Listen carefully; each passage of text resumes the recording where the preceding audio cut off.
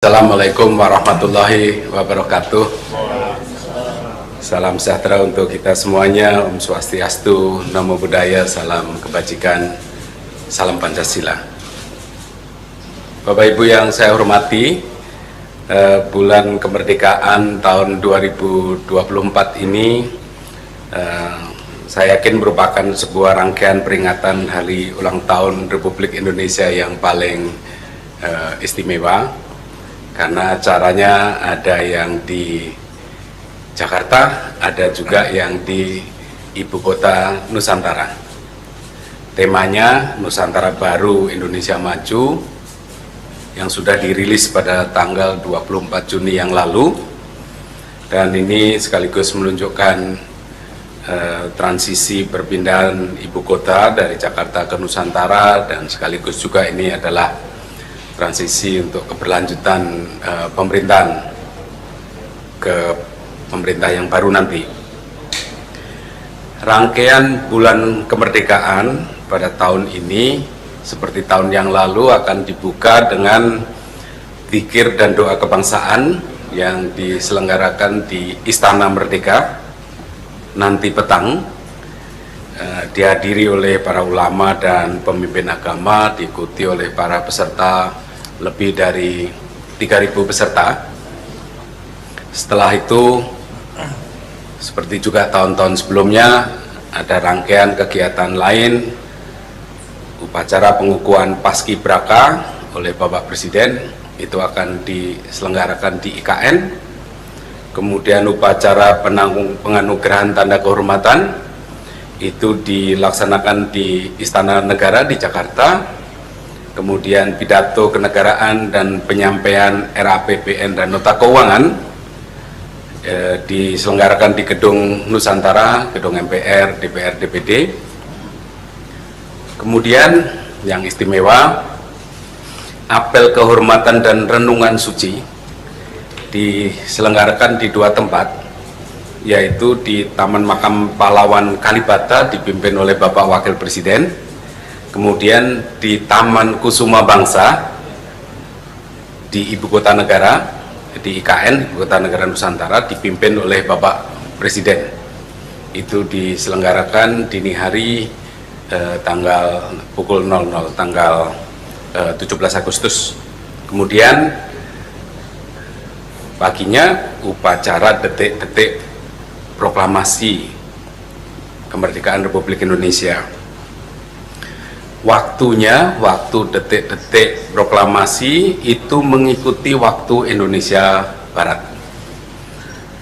Nah, upacaranya, tata upacara militer itu dilaksanakan di IKN dengan Inspektur Upacara Bapak Presiden. Sedangkan acara upacara di halaman Istana Merdeka Jakarta itu mengikuti tata upacara militer di IKN. Kemudian upacara penurunan bendera Sang Merah Putih juga diselenggarakan di dua tempat, baik di IKN maupun di halaman Istana Merdeka Jakarta. Itu agenda pokoknya. Selain agenda-agenda pokok tersebut, ada juga yang menarik, ada prosesi kirap pengiriman duplikat bendera pusaka Sang Merah Putih dan naskah proklamasi dari Monas ke IKN. Kemudian juga ada pameran bersama arsip kepresidenan, judulnya aja sangat menarik, Mari Kemari ke Nusantara. Jadi diselenggarakan di Galeri Emeria Sunasa Taman Ismail Marzuki mulai tanggal 8 sampai tanggal 20 Agustus tahun 2024, yang memamerkan arsip dan memorabilia terkait ibu kota negara. Bahwa kita punya sejarah panjang mengenai ibu kota negara, mulai dari era sebelum kemerdekaan, Indonesia merdeka, era di Presiden Soekarno, Presiden Soeharto, karena kita juga pernah mengalami pindah kota hingga era nantinya di ibu kota Nusantara. Ini pameran bersama arsip kepresidenan ini diselenggarakan oleh Kementerian Sekretariat Negara, Kementerian PUPR, Otoritas IKN, ANRI, Pemprov DKI, dan juga kearsipan Pemprov DIY. Nah itu mari kita meriahkan bulan kemerdekaan ini. Kami mengajak Bapak Ibu masyarakat Indonesia di seluruh wilayah Indonesia, Bapak Ibu pimpinan organisasi pemerintahan, organisasi sosial keagamaan, dan juga para pelaku swasta, serta juga KBRI dan kantor perwakilan Indonesia di luar negeri untuk memeriahkan bulan kemerdekaan ini dengan berbagai kegiatan yang positif dan menggembirakan. Sahdu, khidmat, tetapi juga meriah. Dan mohon mulai hari ini, dan saya lihat sudah mulai, kita semua mengibarkan bendera merah putih selama 1 bulan penuh hingga tanggal 31 Agustus nanti. Dan juga jangan lupa mempercantik bangunan, jalan-jalan, lingkungan dengan ornamen hari ulang tahun Republik Indonesia yang saya yakin Bapak Ibu semuanya sudah bisa memperoleh soft filenya di website dan media sosial Kementerian Sekretariat Negara. Nah, nanti perihal bagaimana kesiapan di IKN dan penyelenggaraan di sana yang juga pasti sangat menarik. Saya persilahkan nanti Bapak Menteri PUPR yang sekaligus PLT Kepala Otoritas IKN, juga Pak Kasetpres, Pak Wamen ATR yang sekaligus Wakil Kepala Otoritas IKN untuk menjelaskan lebih lanjut. Saya kira itu pengantar dari saya. Terima kasih. Wassalamualaikum warahmatullahi wabarakatuh. Saya persilahkan Pak Menteri PUPR. Terima kasih Pak Seknek, Pak Kasetpres, Pak Waka. Assalamualaikum warahmatullahi wabarakatuh. Rekan-rekan sekalian, jurnalis yang saya banggakan, untuk kesiapan prasarana dan sarana Nusantara, ibu kota kita Nusantara, dalam rangka 17 Agustus 2024 dapat kami jelaskan sebagai berikut. Pertama, tentang konektivitas. Konektivitas, akses ke ibu kota negara atau ibu kota Nusantara dapat diakses melalui 2 jalan dari Balikpapan, dari Airport Sepinggan. Pertama, melalui jalan tol yang insya Allah sudah siap, kemarin juga sudah ditinjau oleh Bapak Presiden dan kita semua naik motor di sana. Itu sampai dengan Jembatan Pulau Balang, kemudian menuju ke IKN melalui jalan nasional. Panjangnya kalau melalui jalan tol ini 88 km, dapat ditempuh sekitar 90 menit. Ya. Kemudian alternatif kedua, menuju ke IKN dapat dilalui, ini semua melalui jalan tol Balikpapan Samarinda. Yang tadi alternatif pertama melalui exit kilometer 11 dari jalan tol Balikpapan Samarinda, kemudian menuju Pulau Balang dan Simpang Riko, kemudian ke IKN 88 km. Alternatif kedua masih dari jalan tol Balikpapan Samarinda, exit kilometer 38, kemudian melalui jalan nasional Samboja dengan waktu tempuh sekitar 150 menit. Oke, hampir 2 jam. Itu yang akses menuju ke IKN. Karena tamu dari Jakarta, mohon maaf karena bandara kita yang di IKN masih kurang 300 meter lagi untuk 2200. Targetnya kami waktu itu 2200 meter sampai dengan 17 Agustus. Tapi karena kondisi hujan waktu yang lalu, sekarang ini 24 jam kita kawal dengan TMC. Sehingga alhamdulillah kami 2 minggu di sana juga nggak hujan. Namun demikian sampai dengan tanggal 14 nanti kira-kira masih yang tadinya seharus 2.200 mungkin masih kurang 300 sehingga belum bisa didarati oleh pesawat, tapi dengan helikopter sudah bisa. Sehingga alternatifnya adalah dari Balikpapan ke IKN melalui 2 alternatif jalan tadi. Kalau jalan-jalan di kawasan kawasan inti di KIPP atau kawasan inti pusat pemerintahan tadi, tempat fokus penyelenggaraan upacara, kami sudah di sebagian jalan sudah 100% di aspal, kemudian yaitu di Sumbu Barat, Sumbu Timur, Grandi dan sebagainya. Ada tayangan, tapi mohon maaf, sepanjang kira-kira 7 km itu sudah bisa dilalui untuk para tamu, termasuk untuk operasi autonomous rail transport ART. Itu nanti bisa dioperasikan di sana oleh Kementerian Perhubungan. Akses menuju Istana Negara. Jadi sana sekarang Istana Negara itu adalah yang di bawah, yang Purama Putih. Kemudian istana yang Garuda adalah Istana Garuda. Itu kantor Presiden. Kantor Presiden diberi nama oleh Bapak Presiden Istana Negara.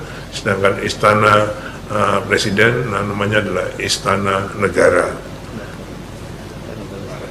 Istana Garuda dan Istana Negara. Istana Garuda itu ada kantor Presiden di belakang yang Garuda, dan Istana Presiden itu namanya sekarang Istana Negara. Dapat dicapai melalui Sumbu Barat dan Sumbu Timur melalui gerbang istana. Semuanya sudah bisa terjangkau. Kemudian yang kedua tentang Istana Negara dan Istana Garuda. Istana Negara, lapangan upacara serta podium dapat digunakan untuk mendukung kegiatan upacara 17 Agustusan. Sekarang sudah mulai dipersiapkan tenda-tenda podium untuk upacara nantinya. Semua menurut kami untuk prasarananya di Istana Negara sudah siap. Sekarang sedang dilengkapi dengan loose furniture, meja, lukisan, lampu-lampu yang memang ditangani langsung oleh Kemenseknek. Kami melakukan furniture yang fix, tapi kalau yang loose furniture lepas itu oleh Kemenseknek. Sekarang dalam tahap pengisian dan pemasangan. Mudah-mudahan nanti pada tanggal sebelum 17 Agustus sudah lengkap semua. Di Istana Garuda progresnya sudah 99%, sama dengan Istana Negara tadi. Sekarang dalam rangka kelengkapan pemasangan loose furniture yang sudah barangnya semua sudah ada di Istana di IKN. Kantor Kementerian Koordinator. Jadi di sana ada 4 Kemenko, kantor Kemenko. Masing-masing Kemenko ada 4 tower. Jadi ada 16 tower di sana nanti. Sekarang progresnya lebih dari 80%. Kementerian Koordinator pertama AT1 akan dimanfaatkan dan selesai 1 tower. Kementerian Koordinator 2 selesai 1 tower dalam rangka 17 ya. Ini semua akan selesai pada akhir 2024 ini. Semua akan siap sampai September nanti. Koordinator 3 ada 2 tower yang akan selesai sebelum 17 ini, dan koordinator 3 tower. Masing-masing tower yang berfungsi tadi semua ada 2-3 lantai untuk menampung ASN dan petugas upacara. Jadi ada Kemenko 1, 2, 3, 4. Masing-masing 4 tower. Untuk 17 Agustusan, Menko 1 tower akan difungsikan. Kemenko 2, 1 tower difungsikan. Kemenko 3, 2 tower difungsikan. Dan Kemenko 4, 3 tower difungsikan. Total 7 tower, Pak. Ya, dengan total jadi 7 tower akan berfungsi itu di sekitar lapangan upacara di Sumbu Kebangsaan. Jadi sudah insya Allah semua sudah dicapkan dengan listrik, air, tambahan toilet semua sesuai dengan peserta upacara yang sudah yang sudah dirancang oleh Kemensesnek. Jadi semua kita fungsikan sebagai tempat ASN. Nanti ada lagi tempat ASN yang hunian untuk ASN sendiri. Kemudian untuk penataan kawasan, Plaza Seremoni, jadi di depan kantor-kantor Kemenko, itu namanya Plaza Seremoni, akan difungsikan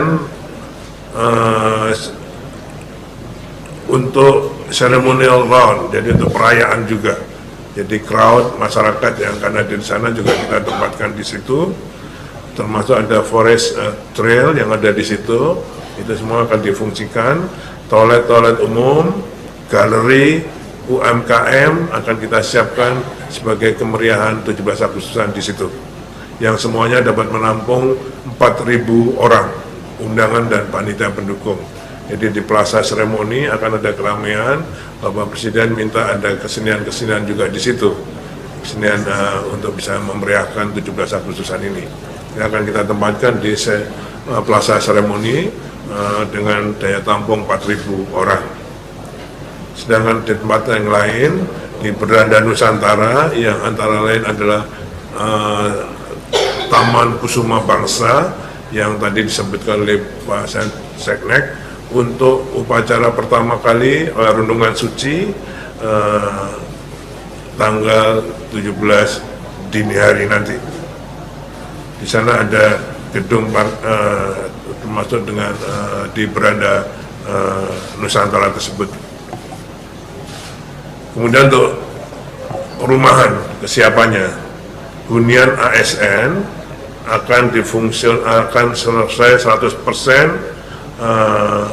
minimal 8 tower. Kita targetkan 14 tower, tapi yang kami laporkan pada hari ini yang sudah siap 8 tower. Tapi nanti pada saat 17 Agustusan sudah siap 14 tower, furnished, air, listrik sudah siap semua. Masing-masing terdiri dari 60 hunian, masing-masing hunian ada 3 kamar. Jadi satu tower terdiri dari 60 unit, masing-masing 98 meter persegi dengan 3 kamar. Jadi bisa kita hitung nanti pesertanya. Kemudian rumah jabatan menteri akan berfungsi sekurang-kurangnya 14 unit dari 34 yang kita bangun. Sudah masing-masing juga sudah lengkap dengan mebelernya. Ini semua akan diatur pemanfaatannya oleh Seknek, ya, untuk tamu-tamu, untuk para tamu dan para peserta upacara. Jadi hunian ASN, rumah menteri, semua diatur langsung oleh Seknek pemanfaatannya dalam rangka 17 Agustus ini. Air minum, alhamdulillah sejak tanggal 20 Juli kemarin sudah kita running test 1, 2, 3 dan sudah sampai saat ini, mungkin ini sudah sampai ke lingkungan Seknek, jadi termasuk Istana Garuda dan Istana Presiden. Yang ibu bapak sekalian saksikan saya minum untuk air minum itu di IPA. Jadi kualitas air sebagai hasil instalasi penyediaan air minum sudah standar, bahkan insya Allah lebih baik dari air minum kemasan. Okay. Dimana nanti itu kan melalui pipa 16 kilo ke reservoir, kemudian 22 km didistribusikan ke persil-persil. Nah ini nanti setiap persilnya harus dites air minumnya atau kualitas airnya. Mungkin berubah dari IPA sampai dengan ke persil. Kami harapkan tanggal 10-11 nanti saya akan minta Sukopindo untuk ngecek. Kalau yang kemarin baru dicek internal dari Balai Teknik Air Minum PU. Nah, nanti kalau untuk kebutuhan umum saya minta Sukopindo yang akan mengecek sehingga fair. Okay. Semuanya akan siap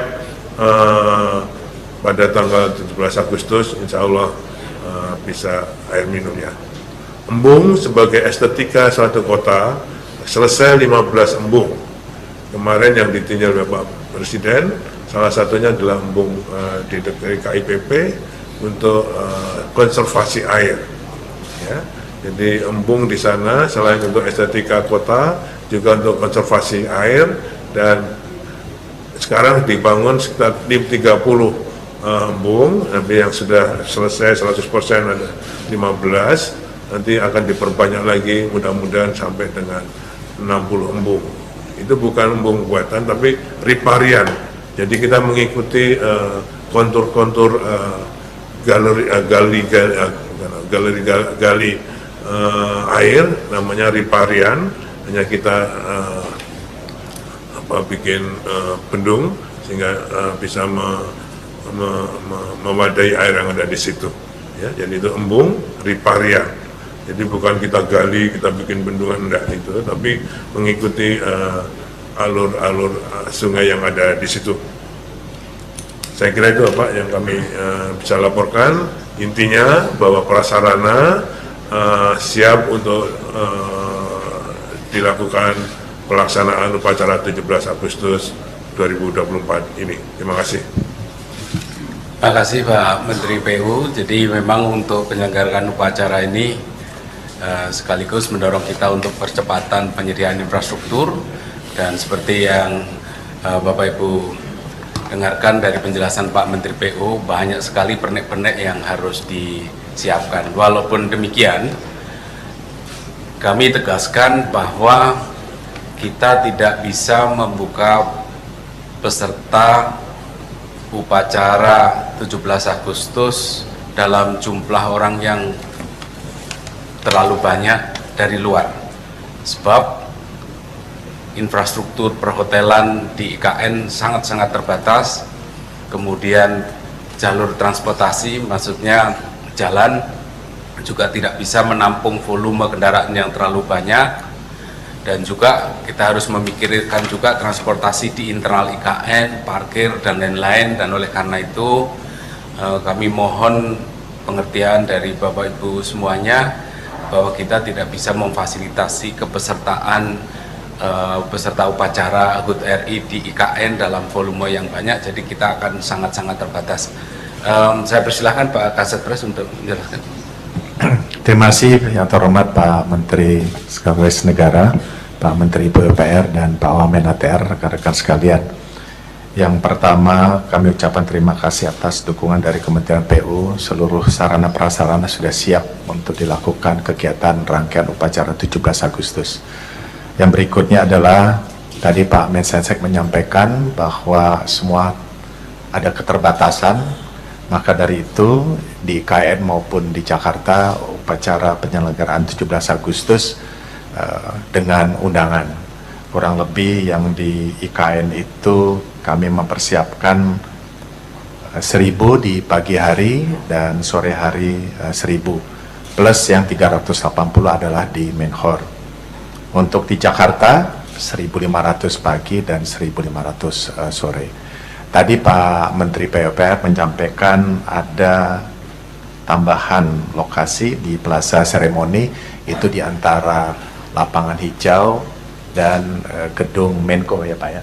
Nah itu kami persiapkan juga kurang lebih 1.500 nanti menggunakan tenda-tenda, dan rekan-rekan nanti yang diundang atau masyarakat bisa juga menyaksikan dari sana. Yang tidak tertampung tentunya di IKN, kami mengharapkan bisa diundang juga di Jakarta. Jadi acara 17 Agustus nanti pada tanggal 17 ada di 2 tempat. Tata upacara militer berada di IKN, dimulai pukul 11, dan tentunya disesuaikan dengan waktu Jakarta adalah pukul 10. Apa yang akan dilakukan di Istana Jakarta adalah tambahan hiburan. Jadi nanti dikombinasikan, teman-teman bisa lihat di media, antara Jakarta dengan DKN itu tetap menyambung dan waktunya semuanya bersamaan, tetapi nanti dimulai susunan acaranya itu 8.30. 8.30 itu mulai acara kegiatan hiburan, TUM nanti diambil alih pada pukul 11 atau pukul 10 waktu 00 waktu Jakarta. Bapak Presiden dengan Bapak Presiden terpilih akan berada di IKN dan Bapak Wakil Presiden dan Wakil Presiden terpilih berada di Jakarta bersama undangan yang lainnya. Para menteri nanti atas arahan Pak Mensesnek terbagi dua, yang tadi kami sampaikan, mohon dimaklumi semua adalah sangat terbatas. Terkait rangkaian tadi Pak Menteri sudah menyampaikan, saya tidak mengulangi, mulai dari tanggal 1 sampai tanggal 17 kita penuh dengan kegiatan semarak dan ulang tahun Republik Indonesia. Dimulai malam ini adalah zikir kebangsaan di Jakarta, dan dimulai dari Jakarta nanti diakhiri di tanggal 17 di IKN dan tentunya Jakarta. Tadi rangkaian sudah saya sampaikan, nanti kalau ada pertanyaan kami akan menjawabnya. Kami kembalikan ke Pak Menteri. Terima kasih. Terima kasih. Jadi sekali lagi saya tegaskan, peserta upacara di IKN sangat-sangat terbatas dan diprioritaskan untuk masyarakat lokal di Kalimantan Timur, di kabupaten sekitar, dan juga dari Balikpapan dan Samarinda. Karena begitu kita PPU tentu saja di situ, karena kalau pesertanya jauh dari luar itu artinya butuh transportasi, butuh akomodasi dan seterusnya, baik transportasi antar kota, transportasi di internal Kalimantan Timur, dan semuanya itu dengan segala keterbatasan. Jadi kami mohon dengan maaf sebesar-besarnya Bapak Ibu yang berminat untuk ke IKN ini harus menahan diri tahun depan saja gitu, karena ini akan sangat-sangat terbatas dan kita mayoritas peserta upacara yang jumlahnya kelihatan cukup besar itu mayoritas adalah masyarakat lokal, karena sekali lagi infrastruktur yang sangat terbatas. Pak Wamen, barangkali ada tambahan? Cukup, terima kasih. Kalau gitu ada pertanyaan barangkali, silakan.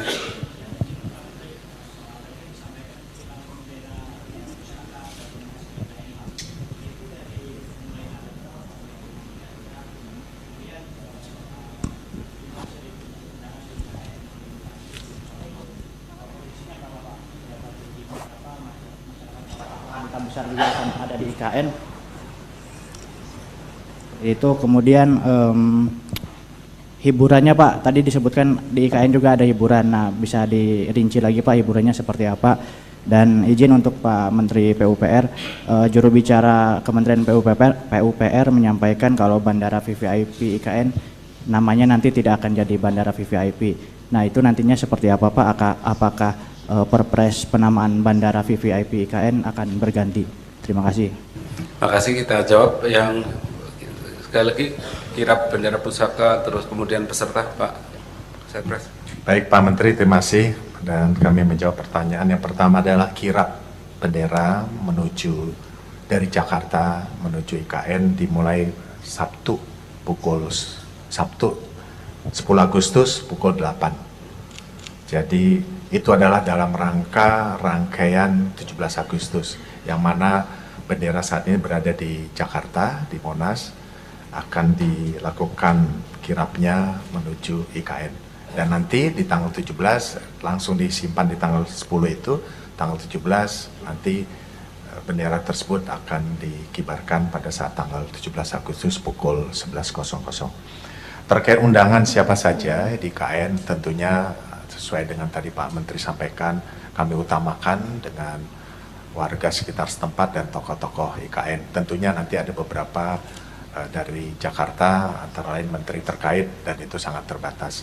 Dan kami bersama dengan pemerintah setempat, baik itu Pak Gubernur, Pak Kapolda, Pak Pangdam, akan menyesuaikan siapa saja yang akan diundang, dan ini sedang berlangsung listnya yang akan kami rekap. Terima kasih. Dan tentunya tambahan tadi di Plaza Seremoni, para pekerja dengan undangan terbatas juga kami undang. Ya, terima kasih. Ada lain? Oh, hiburan ada sebagian di IKN juga dan sebagian lagi ada di Jakarta. Apa saja hiburannya? Sebaiknya nanti kita tunggu tanggal 17 Agustus. Ya. Pak Kasat Pres mau kasih surprise. Lagi tadi di belakang. Oh, bandara, silakan Pak. Perihal bandara, jadi sampai sekarang belum bisa beroperasi. Kita nunggu namanya sudah ya, yang jelas menggunakan nama Nusantara. Nanti Pak Menhub akan mengumumkan secara spesifik. Jadi kira-kira rencananya adalah namanya Bandara Internasional Nusantara. Tapi sekali lagi bandara ini belum beroperasi. Kayak yang disampaikan oleh juru bicara PU itu bukan VVIP-nya itu, jadi fungsi. Jadi nanti semua di Kemenhub. Jadi kok kesannya ini hanya untuk VVIP, saya kira enggak. Seperti yang beliau bilang tadi, itu nanti akan jadi Bandara Internasional Nusantara, mungkin begitu. Tapi itu komersial untuk umum.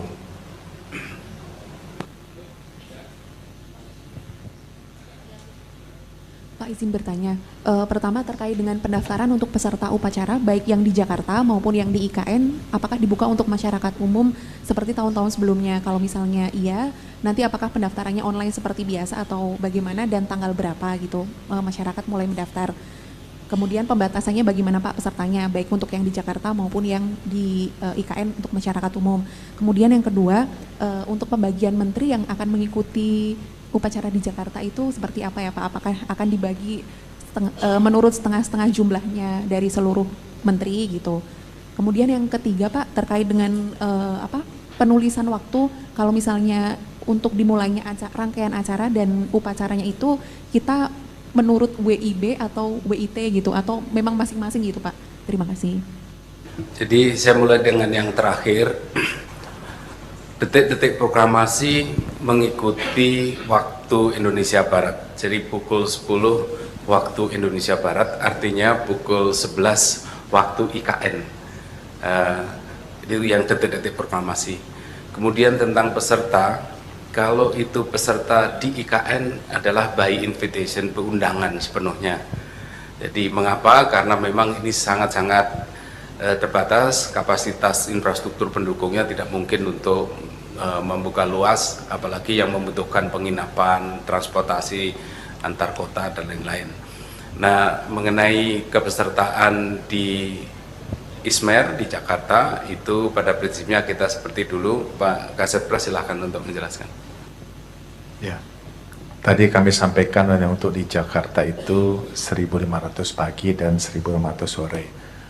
Tentunya kemudahan itu kami berikan kepada masyarakat dan ada waktunya dan tidak terlalu banyak juga, yaitu kurang lebih 1.000 pagi hari untuk masyarakat dan 1.000 sore. Jadi nanti yang mana yang first in first out, yang mana yang lebih cepat mendaftar itu yang bisa mendapatkannya. Sekali lagi saya mohon maaf karena semuanya adalah keterbatasan. Kami kepanitiaan melakukan kegiatan ini di 2 tempat.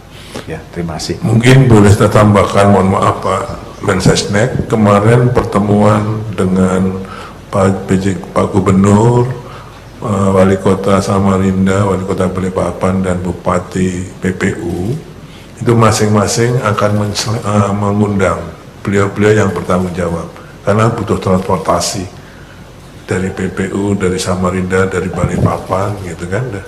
Itu butuh transportasi, nanti beliau-beliau yang akan bertanggung jawab, termasuk logistiknya. Diupayakan transportasinya melalui bis, karena kalau dengan transportasi kendaraan pribadi akan jadi kemacetan, crowded. Jadi makanya diserahkan pada Bapak Kepala Daerah. Mungkin masing-masing misalnya 200 atau 250 orang gitu. Kemarin kesepakatannya, tapi belum final. Nanti akan dilaporkan pada Pak Seknek. Tapi intinya akan dikelola oleh Bapak Kepala Daerah, karena harus menseleksi masyarakat adat, Kadinda, ya kan, pengusaha, Dinda, HIPMI, Kapensi, tokoh agama, tokoh adat, itu beliau-beliau yang tahu, terutama untuk transportasinya. Akan diseleksi oleh Pak Kapolda, dari mana startnya, itu supaya masuknya diatur, jamnya kan diatur, kalau enggak macet. Jadi masih di dalam simulasi. Terima kasih.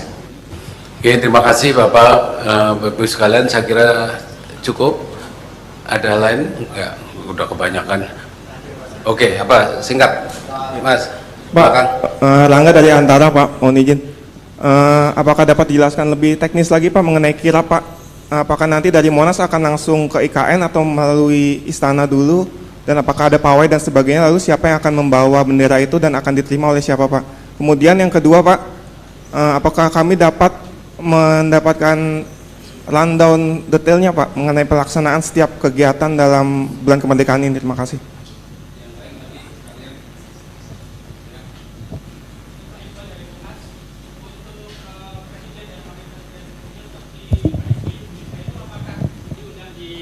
Atau untuk presiden dan wakil presiden sebelumnya seperti Pak SBY, Bu Mega maupun Pak JK itu nanti apakah diundang upacara di IKN atau di Ismer, Pak? Terima kasih. Saya mulai dengan yang terakhir.